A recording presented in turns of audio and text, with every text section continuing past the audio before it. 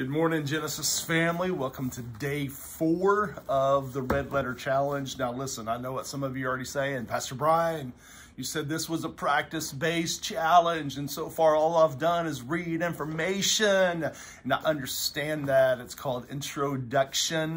The creator of the content is just introducing us to the principles that we're going to discuss over the next several weeks. I promise you, every beginning Sunday with day 1 of being, there will be a challenge practiced and practice involved and encouraged throughout the remainder of the study. So don't get impatient, don't lose hope, don't throw in the towel. Trust me, there's nobody more impatient, nobody more ADD than me. It's easy to go, no, this is not even what they said it was going to be. I promise it is.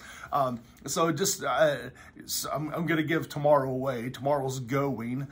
So we're talking about being, forgiving, serving, giving, and going. And there's a common theme in all of these is they call us to something. We're going to discover that the words and the ways of Jesus call us to action. They make demands upon our life.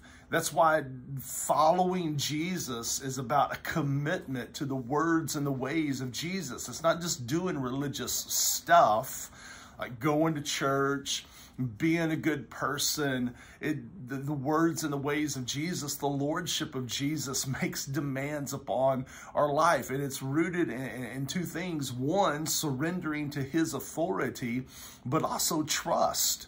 And that's why as we look at the life of Jesus, his goodness, his mercy, his kindness, his sacrificial love demonstrated on our behalf at the cross, and then his divine power demonstrated in the resurrection, just declares to us that one, Jesus is God, that he has the ultimate authority and we should surrender to him. But 2, he is good and loving in every way, and we should trust him with our lives.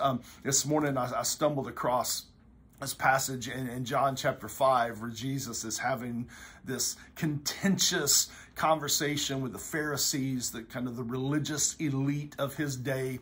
And he tells them in John 5:34, he says, you study the scriptures diligently because you think that in them you have eternal life. He said, he's telling them, you think you're going to be saved. You think you're all good, you're right with God simply because you know some stuff. You know the scriptures. You have all this religious knowledge. He said, but these are the very scriptures that testify about me. He said, if you really knew the scriptures, you would know me and you would surrender to me and you would trust me. But he said, you think you're going to be saved by your knowledge. And that just underscores the whole purpose of the Red Letter Challenge. That it's not about following Jesus, isn't about knowing a bunch of stuff. It's not about just knowing the Old Testament Bible stories. And if you grew up in Sunday school like I did, and all the little flannel graph images on the flannel board, and we can tell all of the stories. But in them, they lead to Jesus, and following Jesus leads to life. But it's not just about right knowledge or even right belief. It's about surrendering to the authority of Jesus and trusting the goodness of Jesus to follow him. And we see that being makes a demand upon my life to give of myself, to cultivate space, to humble myself before God and recognize that I need his presence and power in my life. Obviously, forgiving makes a demand upon my life that when I've been hurt, that I forgive. I don't hold on to that, but I forgive because I've been forgiven.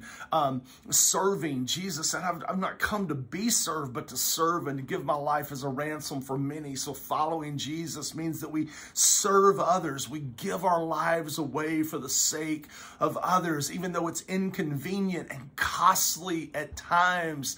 That's what leads to life.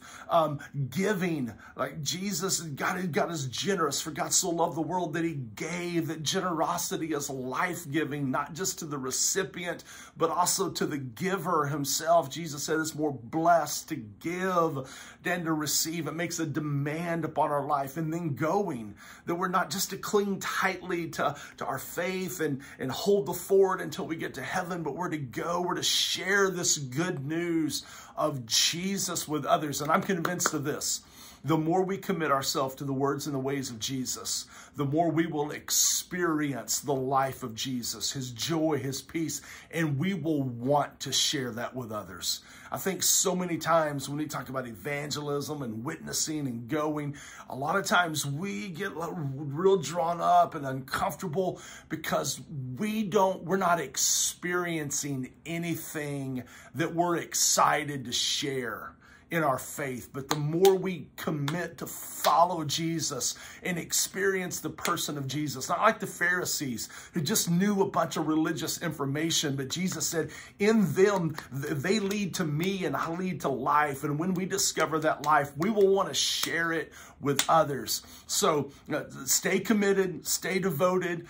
Man, come Sunday night, man, there's just going to be so much power in doing this in community, doing it together, encouraging one another, challenging one another.